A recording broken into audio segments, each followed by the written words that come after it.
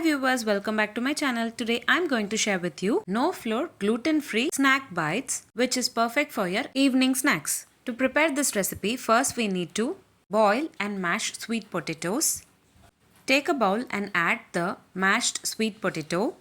Today I have added 2 medium sized sweet potatoes.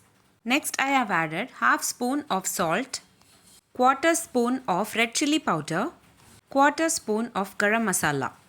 Give a nice mix and make it into a desired shapes. Today I have made a shape of a cutlet.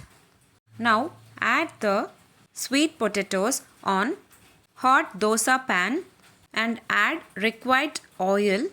Flip on both the sides and cook until they become into golden brown color.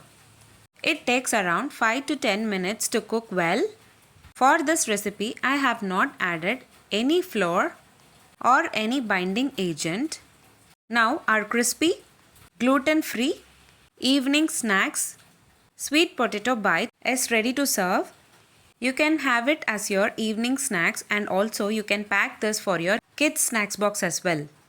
If you like this video, please give a like and share to your friends. And also don't forget to subscribe to my channel to get to know many interesting recipes.